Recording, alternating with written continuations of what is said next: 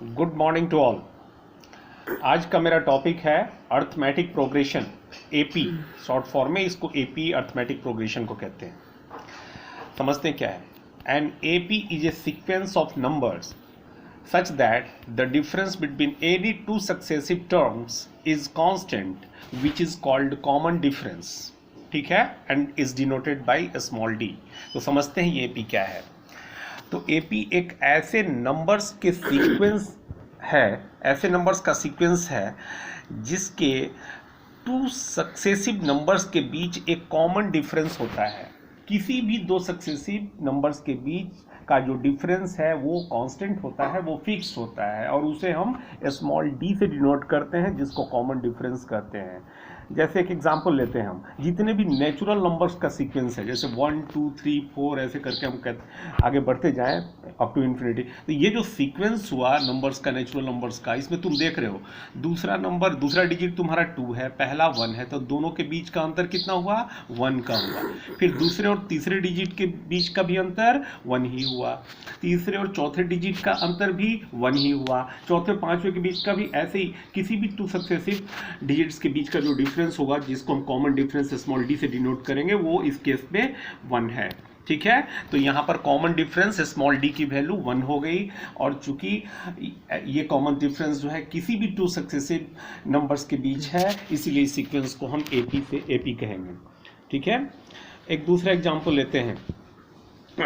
ये 10 8 6 4 2 ऐसे करके ये जो सीक्वेंस हुआ, इस सीक्वेंस को भी हम क्या कहेंगे? 0 -2 ऐसे करके ये जो सीक्वेंस होगा, इस सीक्वेंस को भी हम एपी कहेंगे। क्यों? तुम देखो 10 और 8 के बीच डिफरेंस -2 का है, 8 और 6 के बीच का भी डिफरेंस -2 का ही है, 6 और 4 के बीच का भी डिफरेंस -2। माइनस इसलिए कह रहा हूँ क्योंकि जो कॉमन डिफरेंस होता है उसकी वैल्यू हम कैसे निकालते हैं? तो किसी भी टर्म में इस गिवन सीक्वेंस के उसके प्रीडिसेसर को माइनस करते हैं, सब्सट्रैक्ट करते हैं, उसके जस्ट पहले वाले टर्म को सब्सट्रैक्ट करते हैं। जैसे इस सीक्वेंस में थर्ड टर्म हमारा 6 है, इसमें हम सेकेंड टर्म को हम सब्सट्रैक्ट करेंगे तो कॉमन डिफरेंस आएगा हमारा -2। ठीक है, तो इस गिवन सीक्वेंस में 10 8 6 वाले, इसमें कॉमन डिफरेंस की वैल्यू -2 है, यानी स्मॉल डी की वैल्यू -2 हो गई। ठीक है, अच्छा, किसी एपी सीरीज का जो फर्स्ट मेंबर होता है उसको हम जनरली स्मॉल ए से डिनोट करते हैं। तो इस गिवन सीक्वेंस में स्मॉल ए की वैल्यू 10 हो गई और डी की वैल्यू, कॉमन डिफरेंस की वैल्यू -2 हो गई। तो ऐसे कई एग्जांपल्स आपको मिल जाएंगे, आपने समझ लिया कि क्या है एपी। अब किसी एपी इन जनरल किसी एपी सीक्वेंस को हम कैसे एक्सप्रेस करते हैं? तो फर्स्ट मेंबर मान लो A1 है, कॉमा सेकंड मेंबर मान लो A2 है, थर्ड मेंबर A3 है, ऐसे करके मान लो कि n मेंबर्स का एक सीक्वेंस है जो एपी में अरेंज्ड है, जो एपी सीक्वेंस फॉर्म कर रहे हैं। तो A1 A2 ऐसे अप टू AN, ये क्या हो गया? ये एपी सीक्वेंस हो गया। अब इनमें कॉमन डिफरेंस हम कैसे निकालेंगे? तो तुम देखो कॉमन डिफरेंस के लिए क्या करेंगे, तो A2 - A1 करेंगे, तो यही कॉमन डिफरेंस होगा। तो D, जिसको कॉमन डिफरेंस कहेंगे, तो D should be equal to A2 - A1, यानी कि second term minus first term. This is also equal to third term minus second term. This is also equal to fourth term minus third term, and so on, nth term minus n - 1th term. इस तरह से ये सभी difference क्या होंगे? Equal होंगे, और इसको हम कॉमन डिफरेंस कहेंगे। और हमेशा याद रखो, फर्स्ट टर्म जो होता है उसको हम स्मॉल ए से डिनोट करते हैं। अब इस एपी की प्रॉपर्टीज क्या क्या होती है? तो पहली प्रॉपर्टी, nth टर्म जो है उसकी वैल्यू। अब तुमने देखा कि किसी एपी सीक्वेंस में जो है, एक इनमें आपस में रिलेशन भी है कि टू सक्सेसिव मेंबर्स के बीच जो है कॉमन डिफरेंस पाया जाता है। तो nth टर्म की वैल्यू कितनी होगी? तो उसके लिए एक फॉर्मूला है रेडीमेड, अभी समझा देता हूँ कैसे आया। मान लो कि nth टर्म an है, तो nth term is equal to first term A1 plus n - 1 into common difference small D. ठीक है, क्या क्या हो गया? nth टर्म की वैल्यू निकालनी हो, तुम्हें पता करना हो 5वां टर्म कौन है, 15वां टर्म कौन है किसी गिवन एपी सीक्वेंस का। तो हम क्या करेंगे? पहला टर्म देखेंगे कि उसमें कौन सा है, बड़े आसानी से, और प्लस उसमें प्लस करेंगे तो कौन सा टर्म चाहिए तुम्हें, मान लो कि 15वां टर्म चाहिए तो n की वैल्यू 15 पुट करेंगे, 5वां टर्म चाहिए तो n की वैल्यू 5 पुट करेंगे और -1 करके और इसको हम मल्टीप्लाई कर देंगे कॉमन डिफरेंस से, जो बड़े आसानी से सीक्वेंस को देख करके निकाला जा सकता है, a2 - a1 a3 - a2 करके। ठीक है, तो ये समझो कि ऐसा क्यों होता है। तो दरअसल पहला टर्म तो तुम्हारा a1 है, कॉमन डिफरेंस मान लो किसी एपी सीरीज सीक्वेंस का स्मॉल d है, तो दूसरा मेंबर a2 कितना होगा, a2 will be equal to a1 plus d होगा। तीसरा मेंबर क्या होगा, a3 will be equal to a1 plus 2d होगा। ऐसे चौथा टर्म a1 प्लस 3d होगा। तो तुम देखो चौथा टर्म निकालने के लिए यहाँ d के साथ प्रोडक्ट में क्या आ रहा है, कॉमन डिफरेंस के साथ प्रोडक्ट में 3 आ रहा है। तीसरा टर्म निकालने के लिए कॉमन डिफरेंस के साथ प्रोडक्ट में 2 आ रहा है, यानी एक कम। तो यदि हमें nth टर्म चाहिए तो an इक्वल टू क्या हो जाएगा, फर्स्ट टर्म तो रहेगा ही एज इट इज, प्लस यहाँ n की जगह हम n-1 करेंगे, एक कम, और उसको कॉमन डिफरेंस से मल्टीप्लाई कर देंगे। इस तरह से हम किसी भी एपी सीरीज का एपी सीक्वेंस का हम nth टर्म फाइंड कर सकते हैं। अब यदि हमसे पूछा, ये तो पहली बात हो गई।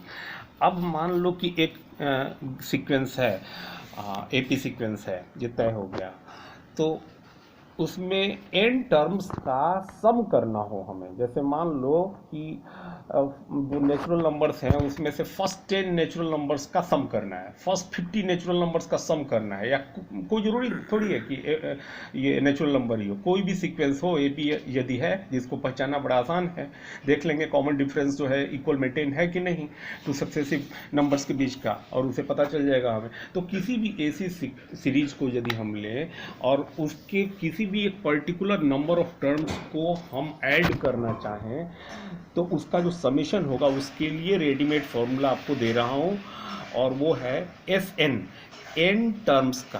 ध्यान देना, एपी सीरीज के n टर्म्स का जो सम होता है वो n/2 n/2 इनटू ब्रैकेट के अंदर ट्वाइस ऑफ फर्स्ट टर्म अब plus n-1 into common difference के इक्वल होता है।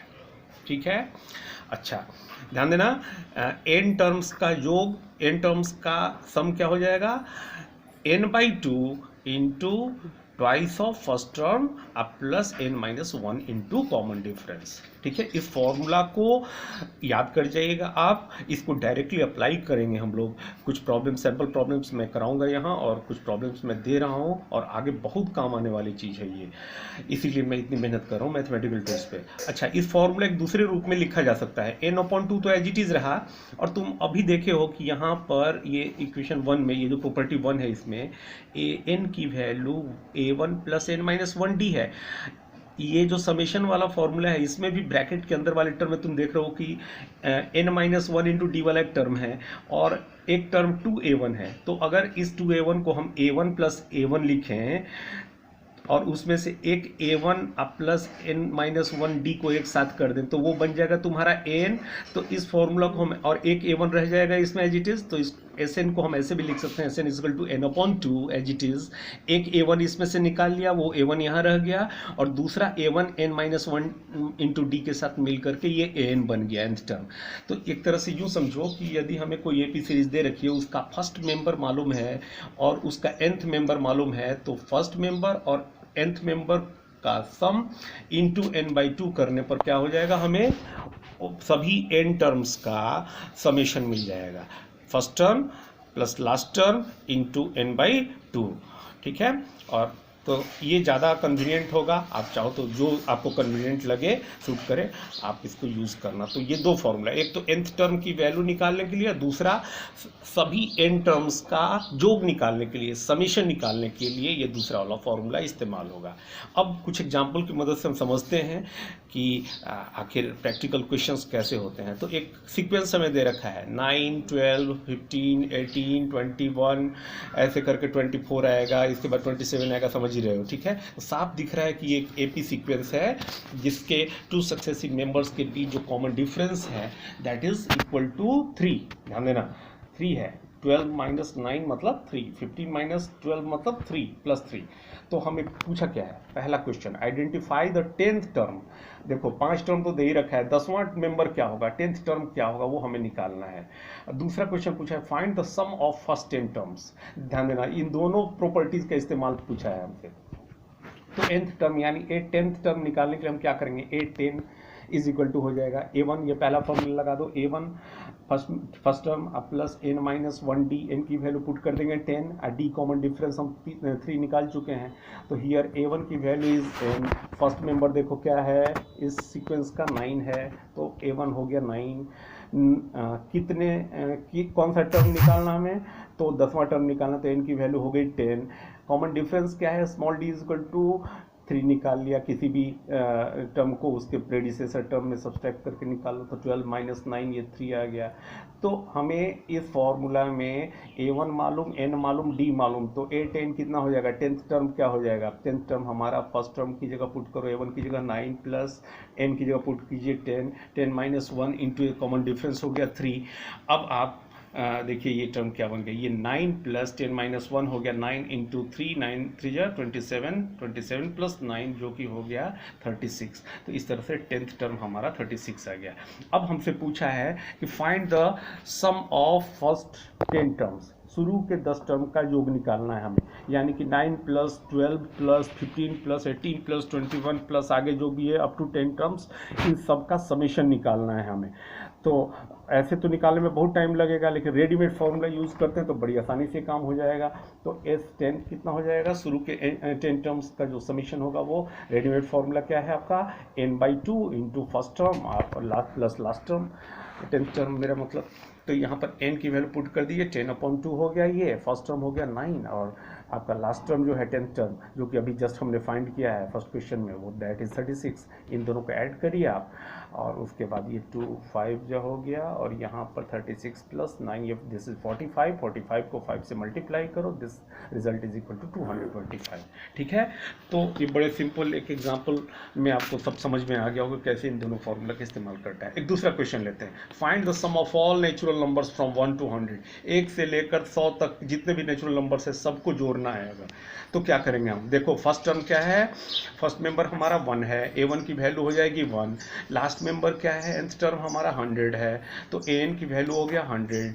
अब इन 100 टर्म्स का एडिशन करना है, तो Sn की वैल्यू कितनी हो जाएगी, n की वैल्यू तो हो गई 100, तो पुट करिए इस फॉर्मूला में, इस फॉर्मूला में S100 will be equal to n की वैल्यू 100/2 इंटू 1 प्लस 100 करो, तो ये हो गया 101, तो 100 इंटू 101/2 करोगे 5050, ये आपका आंसर आ जाएगा। ठीक है, तो ये रहा AP सीरीज, उम्मीद है AP सीक्वेंस आपने समझ लिया होगा, इससे रिलेटेड फॉर्मूला है। और भी चीज़ें हैं, आपको पढ़ोगे मैथ में पढ़ोगे, उतना डिटेल हमें नहीं पढ़ाना है। ठीक है, हालांकि आपको 11th के मैथ में ही पढ़ना है आपको, तो जब पढ़ोगे तो पढ़ना, फिलहाल हमें जब जरूरत पड़ेगी तो हम इसको यूज़ करेंगे, इसलिए मैं अभी दूसरा एक दूसरे तरह का सीक्वेंस होता है जो जिसको हम ज्योमेट्रिक प्रोग्रेशन करते हैं या GP कहते हैं, ध्यान देना, GP से डिनोट करेंगे इसको, GP मतलब ज्योमेट्रिक प्रोग्रेशन। अब GP क्या है, तो GP is a sequence of numbers such that the ratio of each term to the immediately preceding one is a constant which is called common ratio denoted by a small r। अब इसको समझ लो, GP ऐसे numbers का sequence होता है जिसमें प्रत्येक term जो होता है वो अपने पिछले टर्म से जस्ट इमीडिएटली प्रीसीडिंग टर्म से जो है एक उसको एक फिक्स नंबर से मल्टीप्लाई करने पर मिलता है। ठीक है, यानी कि मैं रिपीट कर दूँ इसको, GP is a sequence of number such that the ratio of each term to the immediately preceding one, third term divided by second term का जो रेशियो आएगा, वही रेशियो फोर्थ टर्म को थर्ड टर्म से divide करने पर आएगा, fifth term को फोर्थ टर्म से डिवाइड करने पर वही रेशियो आएगा।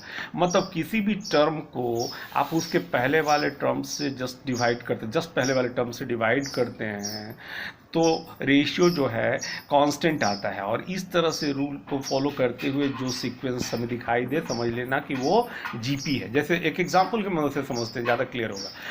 एक सीक्वेंस है नंबर्स का 2 4 8 16 32 64। तुम देखो इसमें दूसरे टर्म 4 है, पहला 2 है, 4 को 2 से डिवाइड करो तो रेशियो क्या आता है, 2 आता है। तीसरे टर्म 8 को दूसरे टर्म 4 से डिवाइड करो तो भी 2 ही आता है, ठीक है। चौथे टर्म 16 को तीसरे टर्म 8 से डिवाइड करो तो भी 2 ही आता है। पांचवें टर्म 32 को अगर चौथे टर्म 16 से डिवाइड करो अगेन इट इज़ 2। छठे टर्म 64 को अगर हम पांचवें टर्म 32 से डिवाइड करें अगेन दिस इज 2। यानी कि किसी भी टर्म को उसके जस्ट पहले वाले टर्म से डिवाइड करें और एक उसकी वैल्यू एक कांस्टेंट आए किसी गिवन सीक्वेंस में, तो समझना कि वो सीक्वेंस क्या है, वो ज्योमेट्रिक प्रोग्रेशन का सीक्वेंस है। तो ये जो गिवन सीक्वेंस है ये जीपी है, जिसका कॉमन रेशियो क्या हो गया, 2 हो गया। स्मॉल आर की वैल्यू 2 हो गई। और फर्स्ट टर्म जैसा मैंने बताया कि स्मॉल ए से डिनोट किया जाता है, स्मॉल ए की वैल्यू यहाँ पर 2 है। First member is 2, first member of this GP is 2 and the common ratio small R is equal to 2 है, ठीक है। तो जनरली एक जीपी को भी हम ऐसे डिनोट करते हैं, पहला मेंबर A1, दूसरा मेंबर A2, तीसरा मेंबर A3, ऐसे करके up to nth member AN है। और कॉमन रेशियो को कैसे डिफाइन करेंगे, तो कॉमन रेशियो क्या होगा, common ratio small R is equal to second term divided by first term यानी A2 अपॉन A1, और ये उतना ही होगा जितना third term upon second term होगा, A3 अपॉन A2 होगा। ऐसे ही this is equal to further A4 upon A3 which is further equal to A5 upon A4 and so on, ठीक है। तो इस तरह से हम कॉमन रेशियो को फाइंड कर सकते हैं और जीपी सीरीज को पहचान सकते हैं। अब जीपी सीरीज की जो प्रॉपर्टी है उसको लर्न करते हैं। पहली प्रॉपर्टी, इसमें भी nth टर्म निकालना हो तो हम कैसे निकालेंगे, तो यहाँ nth टर्म की value an is equal to first term A1 into r का पावर n माइनस 1 होता है, ठीक है। तो nth term of GP is equal to first term into common ratio का पावर n माइनस 1, ठीक है। ये कैसे हुआ जरा ये समझते हैं। ये बताओ, मैं तुमसे अगर पूछूं कि एक जीपी सीरीज है, इसके दूसरे मेंबर को ऑब्टेन करना है, मेरा मतलब A2 फाइंड करना है, सीरीज जीपी है, तो क्या करोगे आप, पहले टर्म को एक कॉमन रेशियो R से मल्टीप्लाई करोगे, A1R होगा। तीसरे टर्म को निकालने के लिए क्या करोगे, इसको दूसरे टर्म को एक बार और R से मल्टीप्लाई करोगे तो A1 इंटू आर स्क्वायर हो जाएगा। चौथे टर्म को निकालने के लिए A1 R क्यूब हो जाएगा। तो तुम देखो, चौथा टर्म निकालने के लिए R का पावर 3 आता है, कॉमन रेशियो का पावर 3 आता है। तीसरा टर्म निकालने के लिए कॉमन रेशियो का पावर 2 आता है। A1 तो सब में तुम देख रहे हो प्रोडक्ट में आ रहा है, क्यों आ रहा है ये भी समझ रहे होगे। तो ये बताओ कि nth टर्म निकालना हो तो हम क्या करेंगे, A1 तो एज इट इज रहेगा, R का पावर क्या हो जाएगा, nth टर्म निकाल रहे हैं तो n माइनस 1 हो जाएगा। तो इस तरह से ये फॉर्मूला हमें ऑब्टेन हो जाता है। तो किसी जीपी सीरीज में अगर हम nth टर्म फाइंड करना चाहें तो an जो होगा वो A1 इंटू कॉमन रेशियो का पावर n माइनस 1 हो जाएगा, ठीक है। अब एक दूसरा अब सवाल है कि कोई जीपी सीरीज है, उसके n टर्म्स का हमें एडिशन निकालना है, n टर्म्स को सम अप करना है। तो sum of first n terms of GP कैसे निकालेंगे, फर्स्ट n टर्म्स जो होगा जीपी का, ध्यान देना, फर्स्ट n टर्म्स को कैसे निकालेंगे। तो अगर मान लो कि कॉमन रेशियो, इसमें दो केसेज हैं, कॉमन रेशियो देखो कि वो ग्रेटर देन 1 है या लेस देन 1 है। If common ratio small r is greater than 1 तो ये वाला फॉर्मूला लगेगा, Sn is equal to first term into common ratio का पावर n टर्म्स का निकाल रहे हो ना समेशन, तो कॉमन रेशियो का पावर n कहाँ से आया ये फॉर्मूला नहीं बताने जा रहा हूँ, रेडीमेड फॉर्मूला इस्तेमाल करो, वो मैथ वाले टीचर तुम्हारे बताएंगे जब पढ़ाएंगे, हमें इतना से मतलब है। तो फर्स्ट टर्म हो गया इनटू कॉमन रेशियो का पावर n हो गया माइनस 1 डिवाइडेड बाई, ध्यान देना, कॉमन रेशियो r माइनस 1, नीचे में r का कोई पावर नहीं है और ऊपर में न्यूमरेटर में r का पावर n है।